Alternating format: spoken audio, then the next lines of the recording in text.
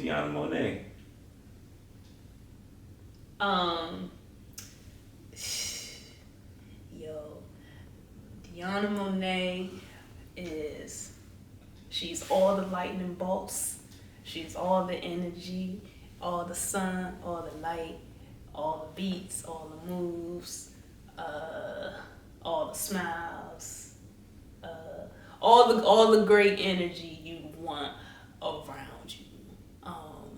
When we in chaos. I like that. It's crazy because now, when you say that, now I see why you put spaceships and lightning bolts as your like fucking little emojis. Yeah. And even just like how you dress, right? You came here specifically with a brand new windbreaker suit. Can you talk a little bit about that suit? Like, where you get that from? So this is from Nike. I specifically bought it because the Summer Olympics had just introduced skateboarding. I love skateboarding. I used to do it when I was younger, just to like travel around the neighborhood. And it was like a really big deal for me. And this was like the first time I was really watching the Olympics. I was really into it. So one of my favorite artists, I might mess up his name, but it's Para, if anybody's familiar with him. He's a painter, graphic artist who has like this very obscure style that's very colorful, is energetic. It brings in all of these like vibrant, pastel, saturated colors that you wouldn't probably think that go together. So this artist, he did the like the jerseys for Brazil, I think China, the US, and one other country I'm missing. But yeah, he did the jerseys, he did these tracksuits, and a couple other pieces to commemorate the skateboarding for the Olympics this past year. And I was really into it. They had the women's category was really dope. And they had like a lot of younger ladies that were like 15, 14, 13 in their teens that was like killing it. So I was like, yeah. I gotta get this thing so that I can rep it. Even though like US, they didn't really do too well, but I was like, it's cool. Yeah, that's dope because when I look at how you dress, and there's a lot of intention, there's a lot of color, and everything seems like purposeful to be like, I want to walk in a room and brighten up people's day, and I don't want to bring any kind of bad energy. Where does that begin for you? Like, were you always that way, or is this something that you felt like I need to be now? Was it inspiration behind it? Like, where does that start? I think I've always been this way, but never thought to like embrace it as much or show more of it. I don't know. I feel like bright colors make you smile. It takes a lot of energy to be mad, to to be upset, and it's like, why do that when you could just smile and just take some weight off your shoulders and look at something colorful. It is intentional, but I feel like I do it so much now, like it's not as intentional, if that makes sense. Like I just do it now, and I just buy things that are like brightly colored, just because that's just part of my wardrobe. You know? So yeah, like vibrant colors, things that make you smile, things that bring energy. And they're like just put together like with color blocking, and it's also like an old to like 90s 80s fashion. They're also very easy. You don't really have to think about like the colors and stuff because it's just all there. And they're comfortable. It's real comfortable. Yeah, I think I could probably go on and on, but I won't do it. Yo, you should go on and on. So we back to that shit because it's dope. And the skateboarding, I think I saw you on a longboard before. Was it a longboard? Probably. Yeah. Do you have a favorite skateboarder?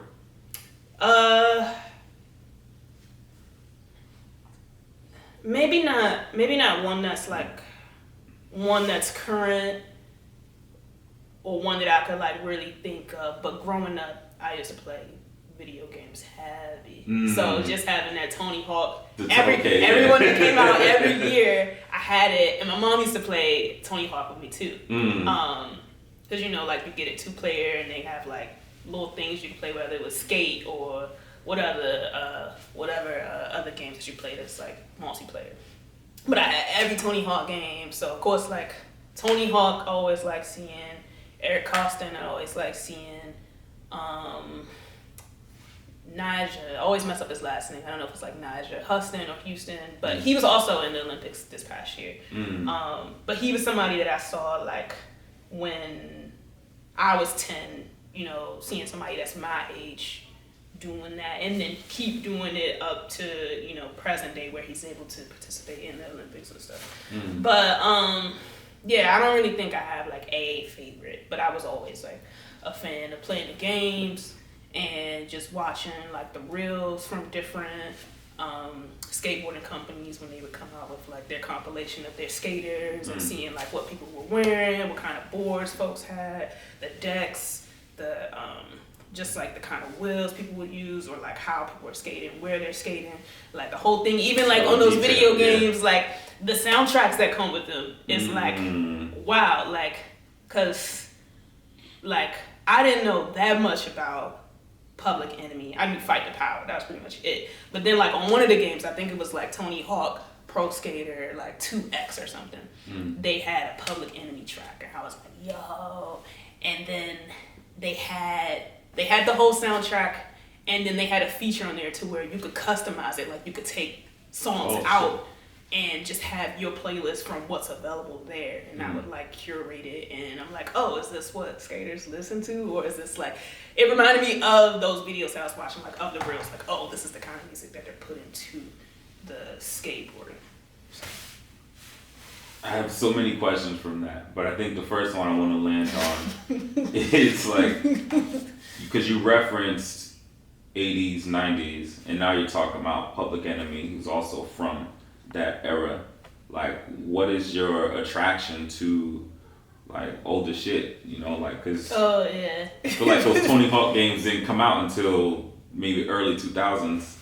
So they're pulling from this old stuff. So what was like, yo, what's this sound? Like, what was it that drew your attention to this older stuff? Probably my parents.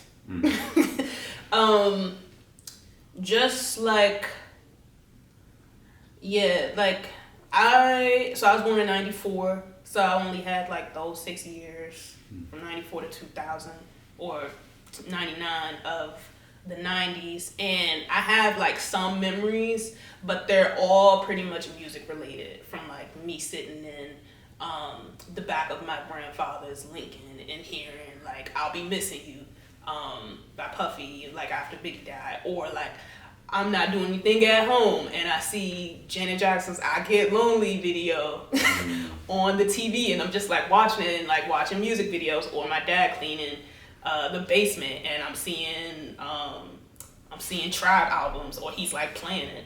And what's the one? Man, you called my heart for the evening. That one, that video, he used to dress like that. Really? So I was seeing Tim's. I was seeing like cargo shorts. I was seeing bucket hats. I was seeing, you know, oversized shorts, or like even just seeing like Michael Jordan, bald head, earring. My father used to dress like that. He bald head, earring. Like you look at his silhouette, that's how he looks.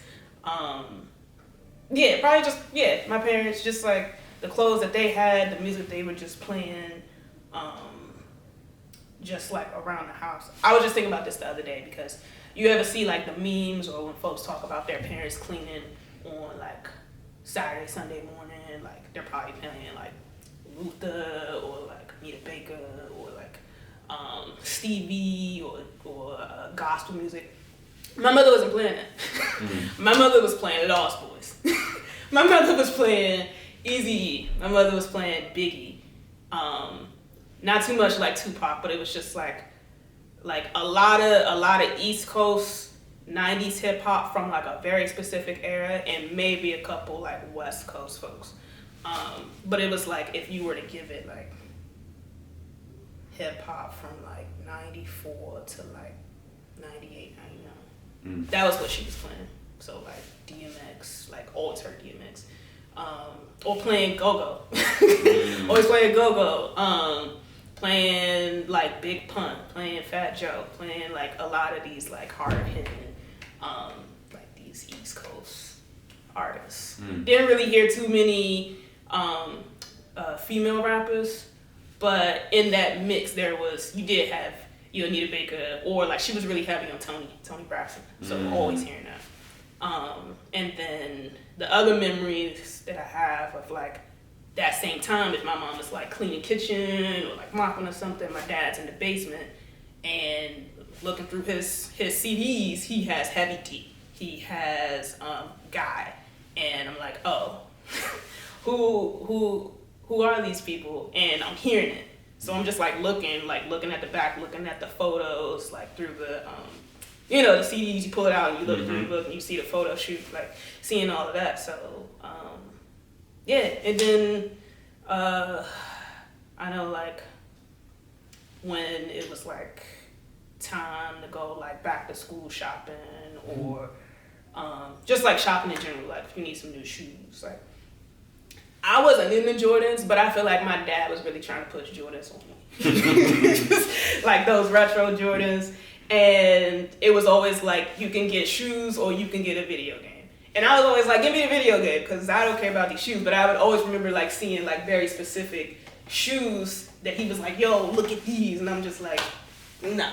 But my sisters, they would get like, retro 9s, or they would get, like 3s or 2s or whatever was coming out during that time. Or I think like 17s and 18s were coming out like around like 2000, 2003, they were being retro and stuff. So it's like, oh, like having that like my sisters, they love Jordans. Seeing my dad, he loves these Jordans and these 90s silhouettes, and then the Timbs and the whole look. And then my mom, she's like always playing this music, and it's like, oh yeah, like although I have what's current and what my sisters are listening to is current, I still am taking in what's current. I'm taking in what my parents are still listening to. And then my sisters were also like really deep into like 3-6 Mafia, Project Pat, 8 Ball, MJG. They were really into those like Southern artists. So it's like I'm taking in like all these things and like how they dress and how their photo shoots look from 3-6, or how it looks in the 90s, and then what I'm taking in currently on TV. So it's just like all these things. I'm like, okay, like I like it, but I'm leaning more towards what my parents like in that fashion and that music and how things look. That's crazy. It's so colorful as you're talking about it. I can almost see your dad like looking like Jordan, dressing like Tribe, playing the music, the basement, your grandfather's Lincoln. I can see all of it as you're saying it, and it's a trip. But what role does music play in your life then? Like how do you use it to, let me rephrase that question. Do you use music to like kind of like get you through the day, or are you using it just as a thing that, my parents did this, so I'm gonna do it too? Like what is music for you? Well, music does get me through the day. I'm always let me start over, because I used to do this in high school.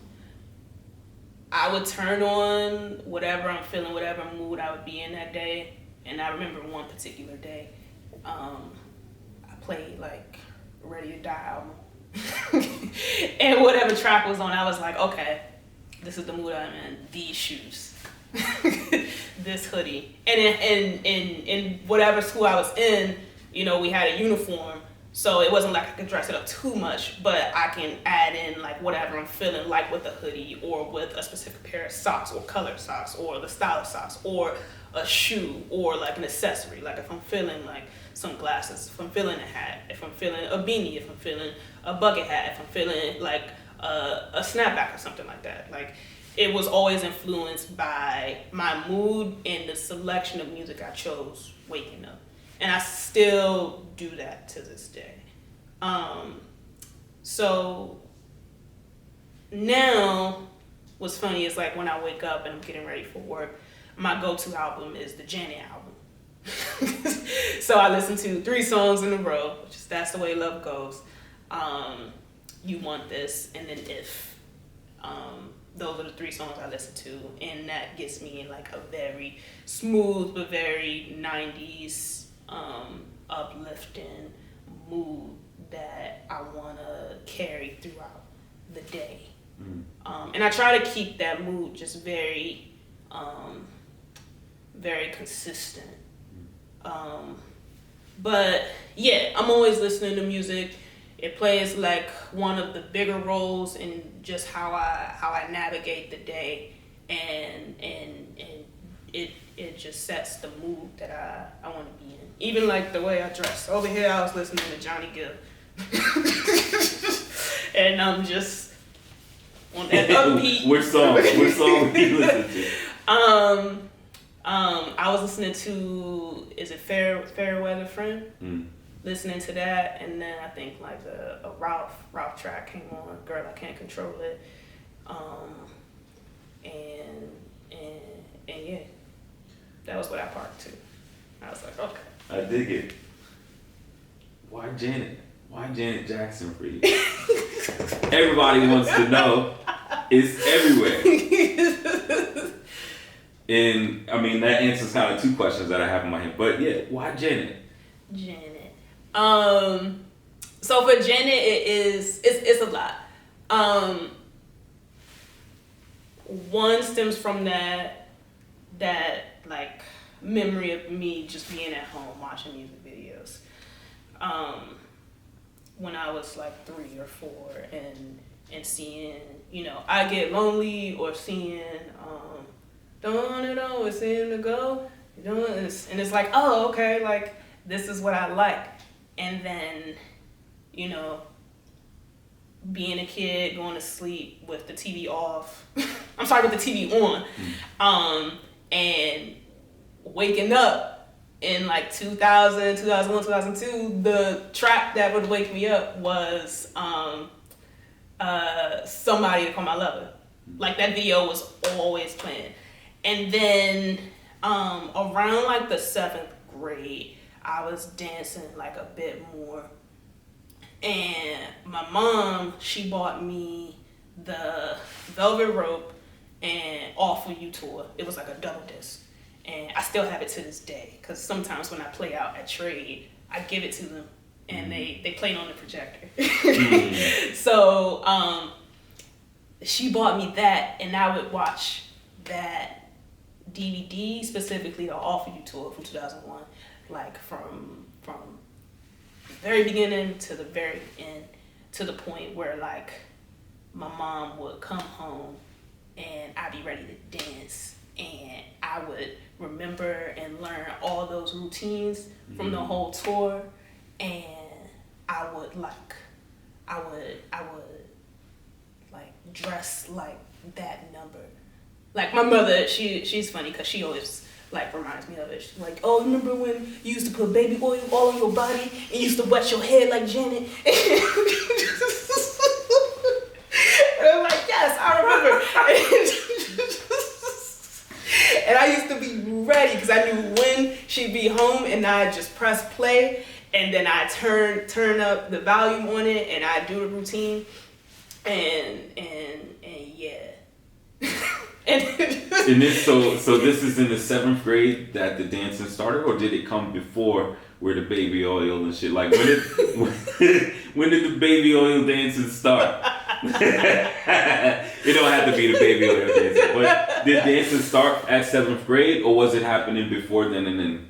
Oh, it was happening before then for sure. It was happening like when I would like go over to family members' houses, and like I'm one of the younger ones on my mom's side of the family, so like everybody's like at least like 4 to 5 years above me, most of them. So it was like I'm like the only young one there. So at my great grandmother's house in Northeast, I remember one specific party. I forget what the occasion was, but I went downstairs in the basement. A lot of the adults and like the older kids are upstairs. And there's like an older cousin who's like my mom's age who's down there, and my mom came down there, and they would just turn on music and I would just dance. And I was like, well, this just gonna be me, because I don't want to be upstairs talking to, you know, whoever, and nobody's my age and I can't really relate. So I would just go downstairs, turn on music, and just dance. And I was probably like 7. Wow. 7 around that time. And then I grew up with another cousin. So like I was partially raised by my grandma, and it's me, cousin, 2 sisters, both parents, grandma in the house. And it's not like a big house, so we were definitely cramped in there. But around that time, my cousins and my sisters were really into the current go-go. He used to beat his feet. So then like I was like, oh, I'm gonna do what he do. I'm gonna beat my feet too. So I would do that. And then along with all this, like I know I like to dance, but not really taking it seriously. I was playing basketball. And I was so good. But the emphasis on the was. But for where I was, for how old I was on that block, I was amazing. I was amazing. What was your go-to move? My go-to move? You know, I don't remember having a go-to move, but a lot of the guys who were also like 4 or 5 years older than me, they used to get mad because like, you know, you buy the basketball court from Walmart or whatever, and folks just all come to your house because they know you got a court. I used to use the backboard. Oh, you're one of those. Oh my God, those are the worst. Because it's hard to stop that shot. I used to use the backboard. I used to be so mad. So I used to be winning. And then when I was 9, it's like the second day of summer. We're all out of school, happy. I'm playing against this one guy named Andre, and I'm going for a layup. I'm about to win. Going for a layup. He pushed me. And, you know, with those like cheaper courts, you need something to hold it up. He had cinder blocks holding his court up. So he pushed me and I fell, and I landed on the cinder block. And then my whole wrist was like hanging. It was nasty. I had a love and basketball moment. Damn. Right at the beginning when she got pushed. Yeah, but it was worse because everything didn't look the way it was supposed to. Like I had a cut here. There was like a piece of bone. It was gross.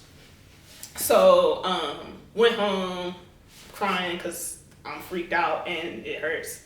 Right. Go to the hospital, figure out it's fractured, whole summer done. So then my mom was like, let's try something other than basketball. So then she like signed me up for these dance classes, and I think that summer or that year, the like hottest track was Anne Marie's One Thing. So whatever, like the dance classes I was taking, they had a performance coming up. I had to learn a routine to that song, and I just remember hearing that song like all the time. And then I just got good. But back to the Janet, cause I ain't finished. Yeah, Janet is everything I like to see in an artist. Like, I know that's very broad, because it's like, what do you like to see in an artist? But it's like, she's a dancer, she's a producer, and she's an actress and songwriter, and she does so many things, and I feel like I do so many things, but I feel like I do so many things out of boredom, because I don't know how to you know, like you're doing something you get good at, and it's like, I want to try something else. That's how I am. Not to say that she was like that, but it's like just to see that she can excel and she could do so well in it. It's like aspiring to, you know, also want to do that. And it's like she is super innovative to me anyway, and just like inspiring, because like from those early memories of me watching her videos, it's like I always heard her music, like still up until this day. And it's like she's what kind of like what I would aspire to be, but not like all like famous and stuff. And then like also one other memory, like, which is why I love Janet, but it's not like specifically about her. It more so goes back to my mom, with her like introducing me to like really introducing me to New Jack Swing and like those party dances. She would show me those dances from Janet's song, like whatever, like I remember like one day, like my mom had that iPod Nano, and she had the dock, and my father was like somewhere, but she was like, Rob, what's that song we used to listen to do like this dance to? And the dance I know now is called, or was called, the Tom Tom, from a dancer from Soul Train. That's one source. But it's that one. Okay. And he was like, oh, it's that Janet track with Heavy D. And they was like, oh, it's all right. And she would show me a bunch of different dances to that track, and we would have it on repeat. And I was like, okay, I like this. So like all those like 90s dances and any dances she was doing from the 80s, she would show me to that song. And even like listening to that song and how like synonymous it is with go-go, especially like that 80s go-go that she grew up on, it's like, okay, I get it.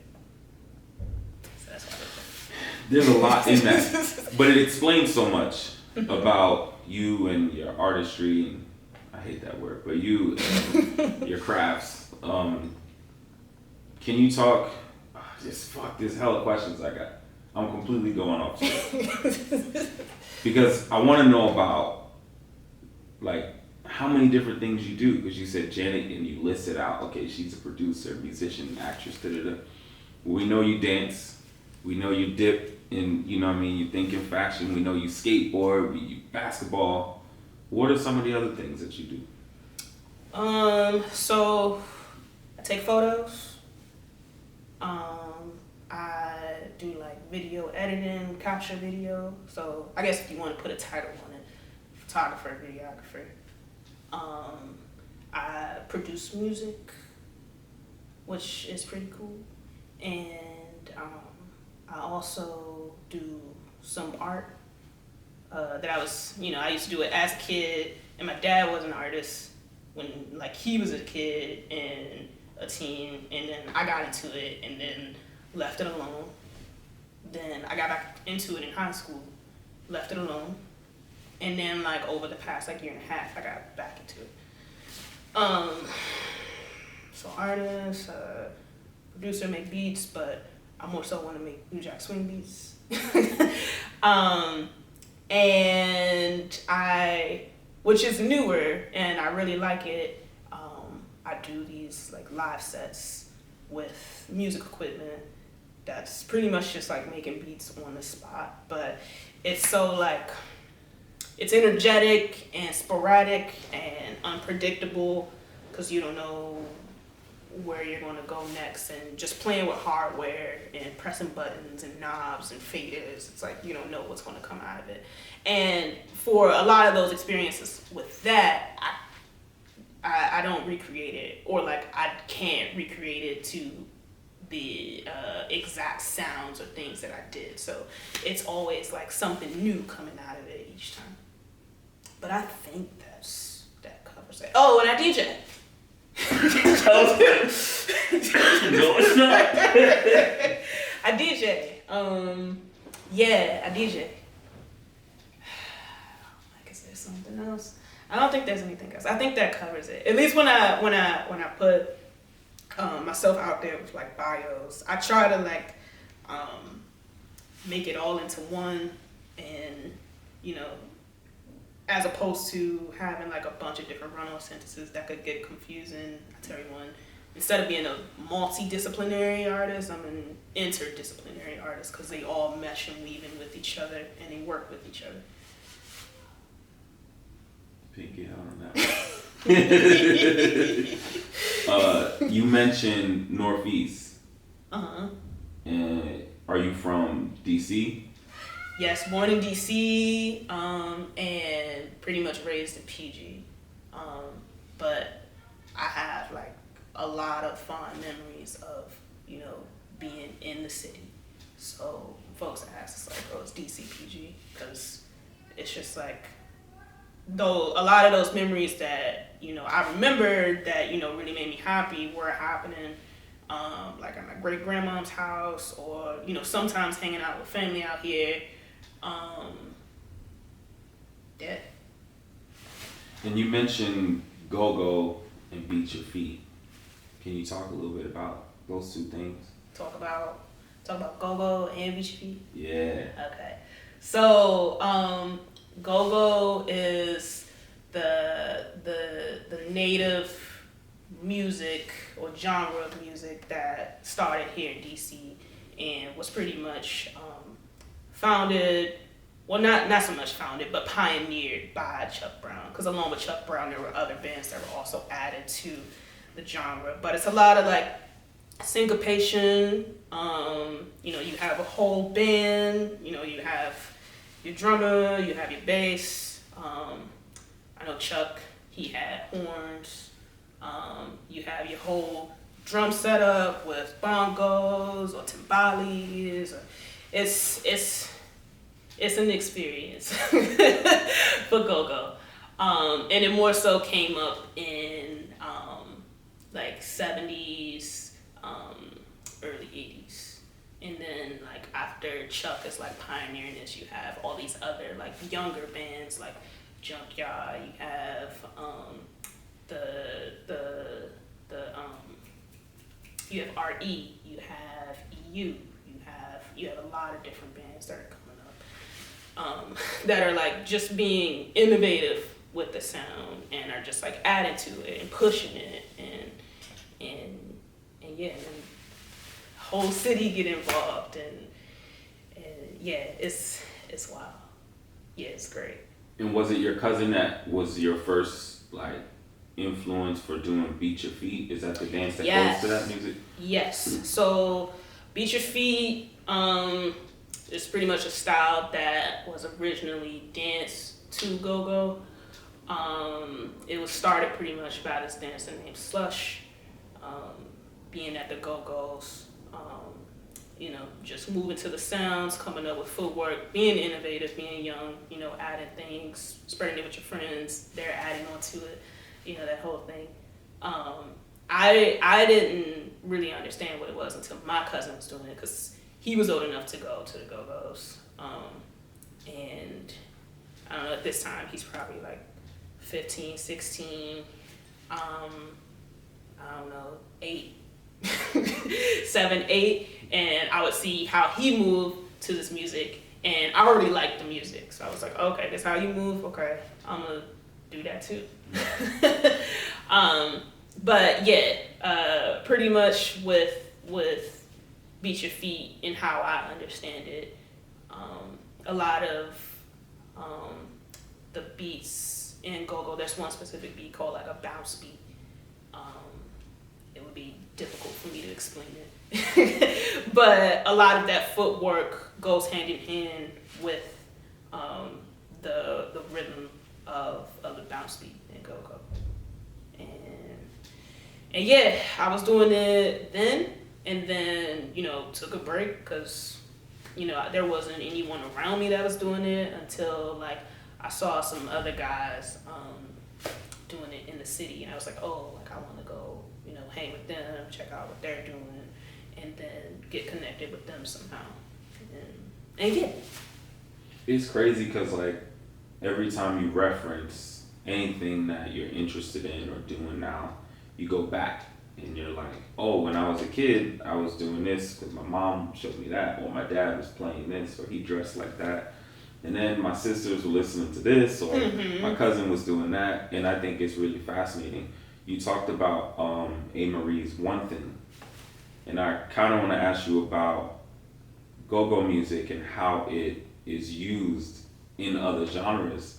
And maybe people don't know. For example, New Jack Swing. There is some connection. And one thing, there's definitely this go-go influence in that. Actually, I think that in the song, like they took musicians, or maybe in the music video from. But my question is, New Jack Swing, go-go music. Like, how do those two things? Oh, it's definitely there. And you hear it from what band was doing it? I know Rare Essence, RE, they had a sound. I can't think of like another like band off the top of my head, but I know Chuck was also doing it, Chuck Brown.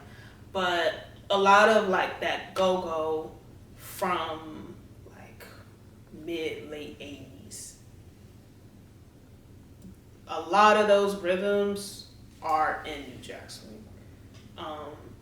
And I don't think a lot of people know it because a lot of people don't know about go-go. But yeah, a lot of those rhythms, which is how like probably why it clicks for me so much and why I love it so much, because of like it's a very regional geographic sound that I'm familiar with, that I had been hearing before I even knew what New Jack Swing was. But for a lot of other people, they probably don't get it, which also makes me think why some people don't get New Jack Swing who weren't listening to it as much or weren't even born when the music was like at its peak. But yeah, a lot of those sounds, a lot of those drum patterns, a lot of, especially the percussion, like with the cowbells or the broken or the cracked cowbells, or using some of the toms, like those are things that I feel like musicians do use, but in the rhythmic pattern, they like you wasn't hearing that before go-go, not to my knowledge, and it seems like it just comes straight from what you hear in New Jack. It comes straight from go-go. I have read a source that Gene Griffith, he worked with Teddy Riley. He was the one that was really like trying to like introduce some of those sounds into New Jack Swing. I don't know what his connection is to DC or to go-go, but that was a source I read. And then also just with like, you know, you hear it with the Kid and Play, oh la, oh, like that's a go-go beat. Or Salt and Pepper. Actually, Salt and Pepper's band at one time was Pleasure, which is the all-woman go-go band that used to tour with Salt and Pepper. So yeah, it's just like there's a lot of go-go influence, and not too many people recognize go-go. But I know RE, they had a I think they had to do with Def Jam, and they had like a couple singles which were cool. And what's wild about that is their music. See, it's wild because it was definitely go-go, but I feel like some people would probably classify it as New Jack Swing, because it definitely, you saw the mesh there with their song Lock It. Yeah. And yeah, you see the influence, and what's the song that came out around One Thing? Eve. Although that's not a go-go track, it was still Chuck Brown. Shake Your Tambourine, Gonna Get Yourself. Oh yeah, that yeah. one. Like Beyonce had a song too. Beyonce had Bun Dun Dun. That one. No. Yes, this one. That one. Which was really direct. Like you can Yes. hear it plain that that's go-go. Yes. Yeah. So the thing with that is, Rich Harris is a producer that's from out here. He did the production on that Beyonce track. He did the production on that Anne Marie track. He did the production on that J-Lo track. We Could Get Right. Oh. Because that's also has a bunch of Yes. go-go influence in it. So what he was doing was from my perspective, he was, got in the industry, I don't know at what point, but found an opportunity to mesh these go-go patterns and rhythms into mainstream. I know some people didn't like it. I liked it. They were hits. All 3 of those tracks were huge. They were great. And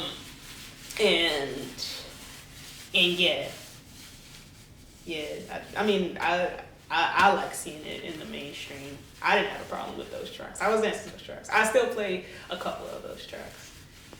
And it's wild because I think I saw like this article like a year and a half ago and was like, what's the #1 song like in the club for like New Year's Eve or something like that. And it was Anne Marie, One Thing. Yeah, they still play that damn song everywhere. It don't stop playing that song. It's crazy. Teddy Riley moved from New York to Virginia Beach. You gotta pass DC to get to Virginia Beach. Like there has to be, that he was somehow coming up. It's only 2.5 hour drive from there to here. But also, let me go back. I really like that everything is sort of capsulated for you. Family, the colors, like everything is like really clear. How do you manage to organize all the things that you do? Because it's a lot. Is it like, okay, I'm bored now, I'm just gonna jump over like you talked about before? Or do you really have to sit with your day and like time management? I'm a DJ, so I gotta prepare, and then I gotta go here and shoot a film, but then I gotta take pictures at this party, and then I'm dancing in the show. Like, how do you manage all that stuff? So before I was getting bored, which was how like I ended up learning how to do so many things, and then getting good at them. Now it's like I don't really have it organized, but I'm not doing as much all the time. And some of it is like seasonal. Like sometimes with photos, like that's not happening like all the time like it was. And when I was doing photos, it was more so like I was doing like club photography, which I really liked. But now it's like I can't force it with like the production and stuff. Like I'm not getting like a lot of commissions for that, or I'm not really feeling like to put out anything as much. So I do that, whenever I have a bass line in my head and I want to try it, or if I have a kick pattern or a drum pattern in my head that I want to get out and hear how it sounds and tweak that, then I'll do that. But nothing's like really organized. It's just whenever I feel it, I do it and try not to force it, because then I don't think it'll be good. Because if I force it, I'm not gonna be all smiles. And it's like if I want to shoot a video, cool, I'll go do that. Or because I'm also doing these things while having a full-time job. So it's like with my mixes that I put out every Friday, it's like I know it's coming out, so I know that I can prepare for it earlier in the week, and then depending on how I feel, I could wake up early Friday, which is what I tend to do. It's just get an early 5 a.m. start on Friday, and that leaves me time to do other stuff during the week. And I just have an early Friday, and then I can get that done, record the mix, shoot the mix, edit the video, and I do it so much now, it takes me like no time to do it, which is what like some of those things are. Like I've been doing a lot of, or half the things for several years now. So it's like if I need to edit a video or shoot a video, I know that I could get that done. Depending on, you know, what's expected or what I expect for myself for it, I know I can get it done, you know, at a faster time than I would years ago. But now that like production is like so new to me and I'm still learning, it takes me a bit longer. But it all just kind of evens out. Photos, I'm not gonna knock those out, which gives me more time to like spend on production and think about that. Or like if I know I have to choreograph something, you know, I know that I could, you know, knock it out but put more attention and detail to it so I can spend a bit more time, and then, you know, it gives me time for something else. I think it's fucking incredible that you took this concept of a choice. And if I go back to your father saying, you want these Jordans or you want this game? And you're like, I like those, kind of cool, but that's not what I want. I'm going to choose this. And now it's kind of the same. It's like, well, I know I got all these things and I'm not going to force it in. I'm going to choose which one I want right now and make a habit out of that. Just like knowing that I can choose to be happy, I can choose to be colorful, I can choose to just kind of be in the world. And I think that that's dope. I also think it's really strong that you're a black woman and you don't see a lot of black women that are like, I do grrr. Like at least people aren't talking about it, but that's very much a thing.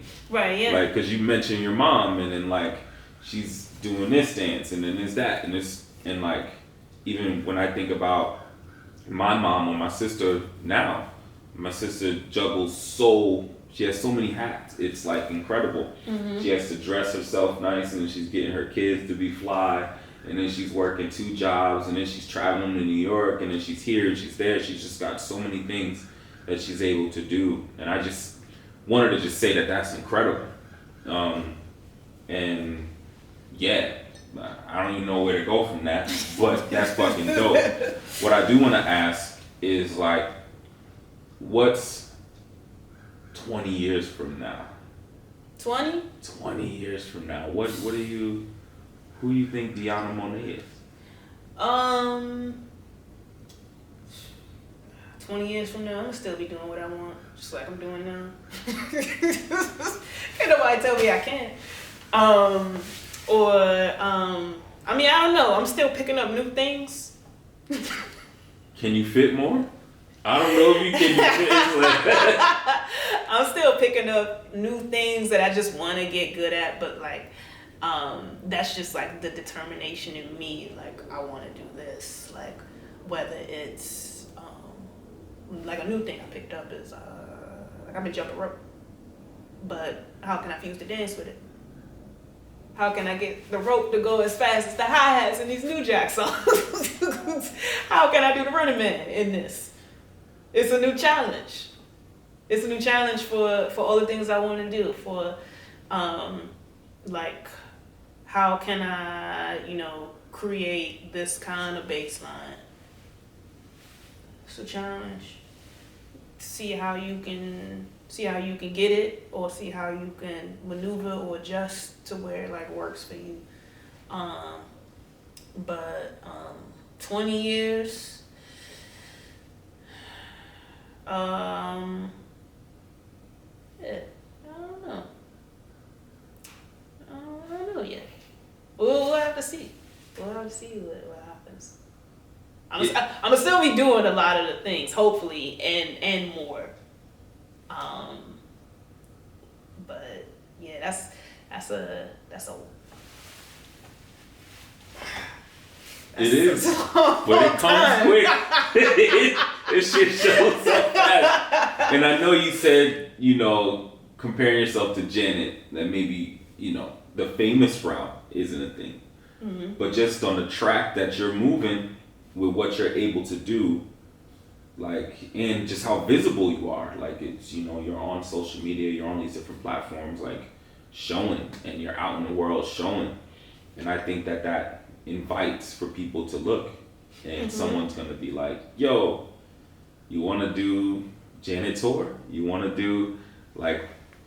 So I don't know. We're saying not famous, but I could see it. You know what I mean? Like, because your attitude is infectious, and the work that you do, it attracts good people. And I think a lot of people do want to surround themselves around you. And I know that you're, just because I know you, I know that you're like, yeah, I don't know. But I think that you'll be able to maneuver in that space without having to have people get too close. You know? But your art is fucking fly, and people want to be connected. So how can people connect now? Like, where can they find you? So folks can find me online. They can find me on Instagram, and they can find me on YouTube. And wherever, maybe the local cipher in DC, I may be there. Or they could come see me when I'm DJing, which I put out most times. Yeah, they'll see me walking down the block on my bike or something.